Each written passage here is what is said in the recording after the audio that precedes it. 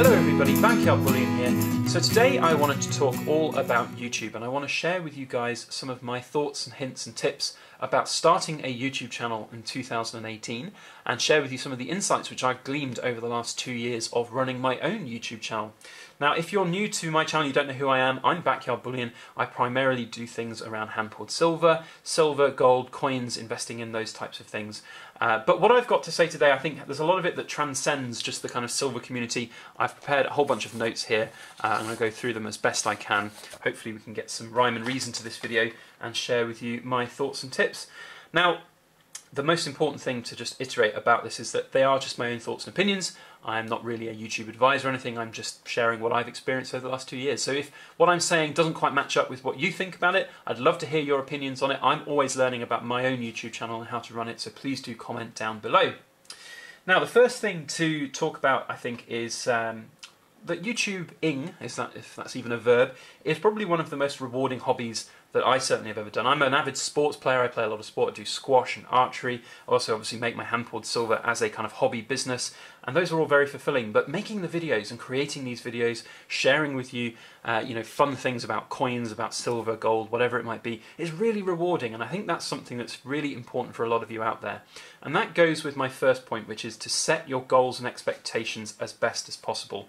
You know, if you're looking to get started in YouTube, you have to understand that if you've got some good old goals put in place, you will probably get a lot more out of your experience on YouTube than if you just started making videos and uploading them.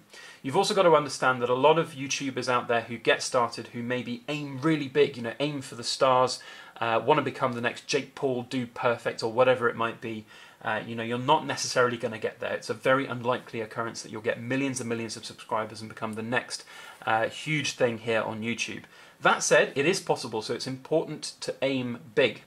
And I think you should do that by kind of putting in some parameters for what you would want to get out of it. So you've got to look, I think, about what is successful for you, what defines success for you. Put those time frames and goals, whether that's to get a certain amount of subscribers on your channel, a certain amount of views on a video or something like that, and just put those in, but be prepared to change those over time if they don't quite meet those expectations. So if your goal is to get 1 million subscribers in a year, and that's not necessarily going to happen, be prepared to change them, be prepared to adjust your expectations as you go through. Also, I think it's really important, if you're completely brand new and you don't know what you want to do, if it's something that you just dreamed of doing and you want to become a YouTuber, have a think about exactly what you want to do on YouTube.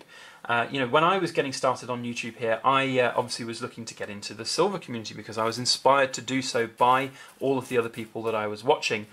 So it's an important thing to decide what is going to make you different, what is going to make you separate from all the other people. And I hadn't thought about that when I got started, I'll be completely honest. I just turned on my phone camera and talked about some of the pieces of hand-poured silver which I had made, that I'd been inspired to make by others. And it was only kind of a couple of months in that I really kind of felt that I had not really got any direction to my YouTube channel, so I sat down and I had to think about exactly what I want to do, and I put together a time schedule of videos and dates which I wanted to put out. So I wanted to have a certain amount of videos going out per week, I wanted to do them on certain types of genres, I wanted to talk about coins. I quickly decided that having a kind of all-encompassing style channel was going to be what it was right for me. So I talk about coins, I talk about silver, gold, I talk about hand-poured silver, and I kind of cover a lot of different bases. But that might not be right for you. If you want to just do something very specific on a type of I don't know what it might be, a type of genre, then go for that and do that. If that works for you, that's great. But make sure that you research what other people are doing. Try and if you're going to be doing something that other people are doing, like a gaming channel or something, or if you're going to be streaming a certain type of game, what's going to make you different? What is unique about your style and channel which is going to entice people to subscribe to you and make sure that they keep on watching? That's a really key thing. Know your audience. Have a think about what you like to watch on YouTube and how you like to watch it. Have a think about what you think is going to be right for the viewers that you want to entice into it. And if you're a type of viewer that would watch your type of videos, learn from what you think as well. So the next thing to talk about is going to be cameras and basically getting your equipment all set up and correct. Now, camera work is an incredibly important part of any kind of YouTube channel. And this kind of goes back to, I think, the last point I was making about what you like to watch on YouTube. Now personally for me, I am subscribed to a lot of YouTube channels out there. Some I watch more than others, I'll be freely admitting in that. And that's simply because the production quality of a lot of these other channels out there is a lot more superior to some of the others. And that comes down, I think, to kind of your camera work. You know, if you've got a very good camera, so I've got a it's not actually a video camera specifically, although I am looking to invest in one in the near future. But what I use is a big DSLR which has a 1080p video function, and that works really well for me. I've got a tripod. A tripod is probably the most valuable asset that you can buy, by the way, or if you have a gimbal, if you're doing kind of vlog style videos where you're out and about where you can't use a tripod, get a gimbal or something so that you can have a steady shot, you're in focus. You know, having focus is really important. So for me, here on my channel, I often have coins which I go in focus on, and I've got a manual focus on my camera so that I can pick and choose the exact point where my coin will come into focus. And that's really important, because if you've got something which is continually out of focus like this, and you're waiting for the camera to adjust and you're trying to put your hand behind it all the time and do this, it can be quite off-putting to people. So whilst it doesn't automatically focus and you've got to kind of manually do it when you kind of zoom back out, it is important to be able to have that kind of quality and production value on your videos, and I think it really does make a difference. So having a good camera, having a good quality camera is important. So 1080p, obviously 4K is quite expensive to buy those cameras out and about, but a lot of your phones out there will be able to record in incredibly good detail, some even in 4K, so it is really a good thing to have. But a tripod, get a tripod for your phone camera, because the last thing you want is to have a shaky video. You know, if you have this kind of shaking around all the time, it doesn't look good, it's not fun, and it's not enjoyable to watch. The next thing is audio quality. So I'm very fortunate, the camera that I've got here, the audio quality is very good actually for what it is, and it's not a camera which is designed for capturing a lot of video. It's a DSLR, it's primarily used for photography, but it is a good camera. I could buy a microphone attachment for it, but I found that it's actually good enough quality for me. But if you're filming off a off a phone camera, for example, the audio quality might not necessarily be that good. So make sure, if you can invest in a separate microphone that will help enhance that quality. And that just all adds to the production value. And the last thing kind of to talk about production value is learn how to edit your videos. It's not that difficult. I got started by using Windows Movie Maker, and it's in fact what I continue to use today. It's probably one of the most basic pieces of software out there. But just simply by putting in cuts here and there, edits here and there, putting some music in the background perhaps. Music in the background really helps to add to that energy and enthusiasm about your video. And I'll talk a bit about that in a while. But having that kind of editing, that professional look and feel to your video is really very good. And that will add to my next point which I want to make, which is all about consistency. So having a consistently good, in focus, well-filmed, well-sounding video is really, really important. But also consistency goes towards having, that regular uploading pattern of videos. And as I said right at the start of my adventure here on YouTube, I didn't really have a plan about when I wanted to upload videos. I kind of just did it ad hoc, as and when. And that worked for the first couple of weeks and months that I was doing it. But at the same time, it didn't feel like I had a rhyme or reason to what I was doing. So I sat down and I had to think about what works for me. I've got obviously a day job. I look to work quite hard during the week, and I want to also make videos for everybody. So I have a very kind of, demanding YouTube schedule, I would call it. I do a video on a Wednesday, on a Friday, Saturday, and a Sunday, and often I'll have the odd couple of videos coming out ad hoc here and there as well.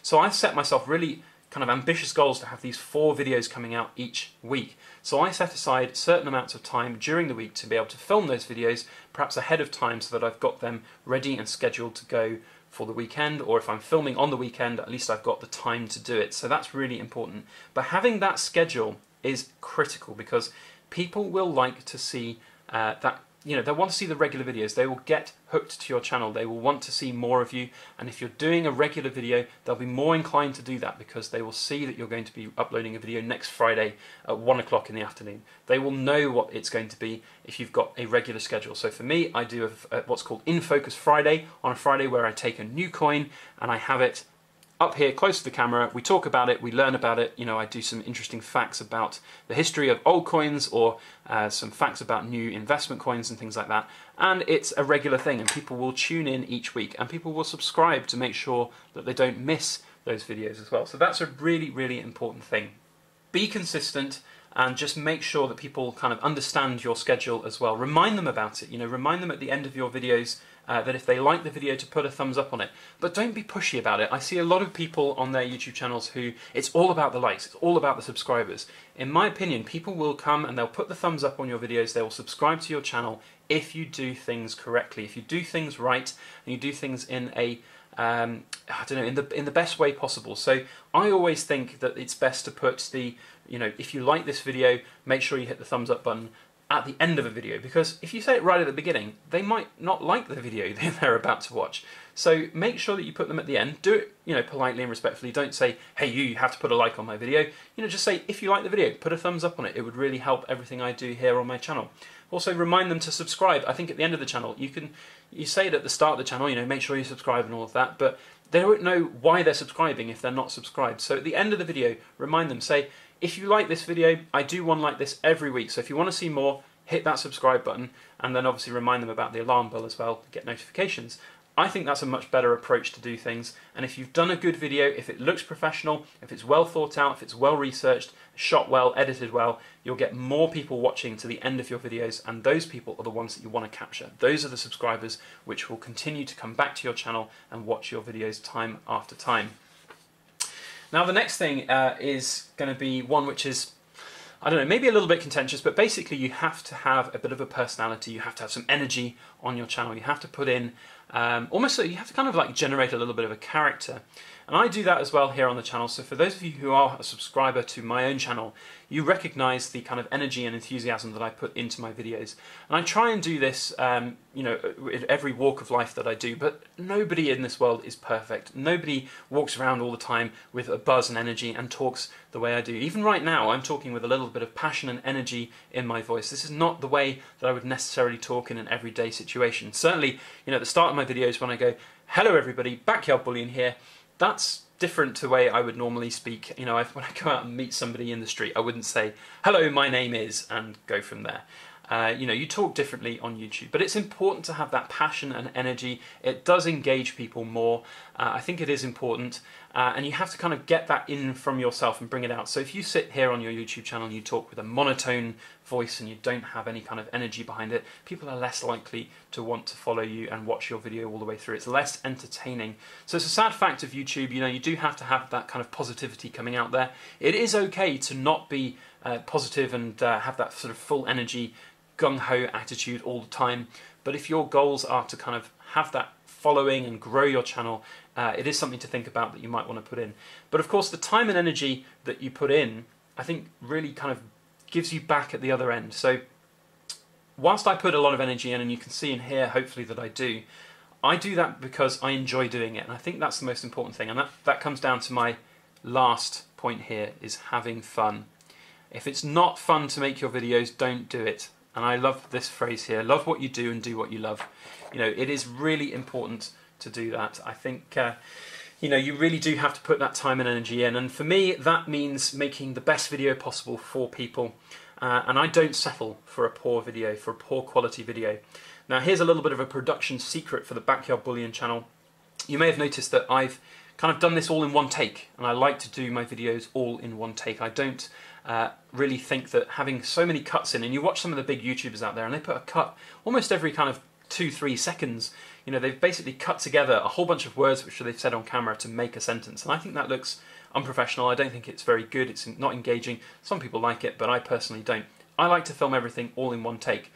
That sometimes takes quite a lot of time, let me tell you, so I often will fluff my words, or I'll have a momentary mind freeze and I won't be able to finish a sentence, and then I basically end up just scrapping that whole take and I start again.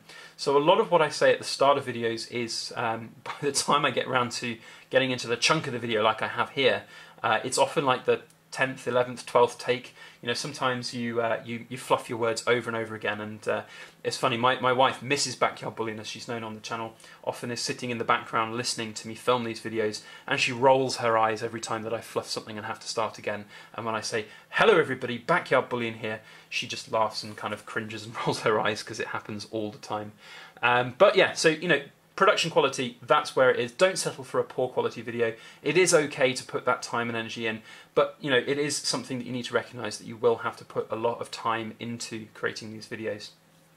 Now you'll notice in this whole video that I haven't talked about monetization and talking about earning money from YouTube videos. It's quite hard to get monetized now from, if you're starting from brand new, from scratch. You need to have 1,000 subscribers and 400,000 watch minutes, or whatever the parameters are now. Even if you do get monetized, you need to recognize that you're not going to be making a lot of money from making YouTube videos. You know, certainly when you sort of look at the amount of time and energy and resources that you have to put in to creating videos, you'll quickly understand that you're not going to get a good hourly wage, hardly even that, out of your YouTube channel. It is very much a passion.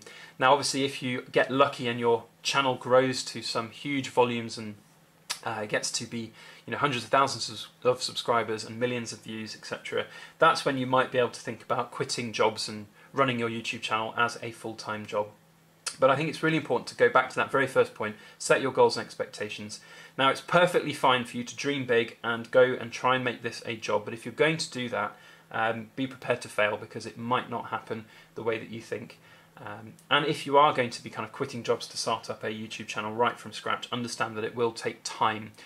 You know, the growth on YouTube channels is often exponential. It'll start very slowly. It's very hard when you get started to find new people to subscribe to your channel, watch your videos, get those view counts increasing, get those watch minutes going.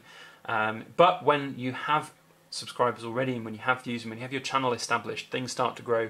And that's happened for me. You know, it was a steady, sort of slow growth at the start, and this last 6 months I've really seen a big upturn in growth and views and subscribers, and that's just because you get well known in the communities that you're in, and you start to engage with the community and grow as well.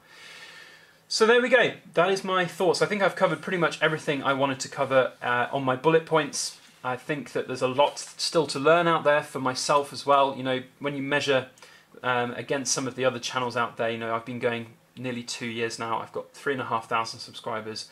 That for me is job done, goals met. You know, I never even dreamed of getting 100 subs, even let alone 1,000. So to continually see my own channel grow, I think is really, really good. But when you measure it against perhaps some of the other channels out there who get thousands of, hundreds of thousands of views and subscribers every month, it's not obviously in any kind of ballpark like that. But I enjoy what I do, and that's really important. That goes back to my very last point. Have fun. Make sure that you have fun on your videos and on your channel. That is critical. I would love to know your opinions. I'd love to know your hints and tips. If you've done similar videos to this, please feel free to share them down in the comment section. I would love to know what you think about my tips and hints. And as I said earlier in the video, I'm going to ask you now, if you like my video, put a thumbs up on it, share it around with your friends, family, other people who are starting out on YouTube. And if you haven't subscribed to my channel, please make sure you hit that subscribe button, and if you want to get notifications when I upload future videos, hit that little alarm bell. Otherwise, that's all I have to say. Thank you very much for watching. I hope you all have a fantastic weekend ahead. Got a little fun video showing some silver weaponry tomorrow, so make sure you stick around and catch that. Otherwise, thank you very much for watching. Please make sure that you like, share, comment and subscribe for more.